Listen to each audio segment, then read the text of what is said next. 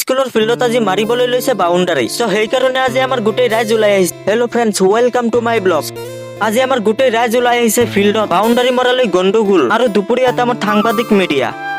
চ' আজি তুলি ধৰিছো ৰাজালী বাজাৰৰ ফিল্ডৰ এটা ব্লগ ভিডিঅ'। যোৱা 5 মাহ আগতে ফিল্ডৰ বিষয়ে এটা ব্লগ বনাইছিলো যে জানুৱাৰী মাহতে ফিল্ডত হবলগীয়া ফুটবল খেলা বন্ধ কৰি দিছিলে মন্দিৰৰ স্বামীজী, আৰু আজি ফিল্ডত মাৰিবলৈ লৈছে বাউণ্ডাৰী। চ' এইখিনি হ'ল চৰকাৰী স্কুলৰ চৰকাৰী ফিল্ড। এতিয়া আমাৰ প্ৰশ্ন হ'ল যে দুখন চৰকাৰী স্কুল থকালৈকে স্কুলৰ ফিল্ড মন্দিৰৰ নামত কেনেকৈ হ'ব পাৰে?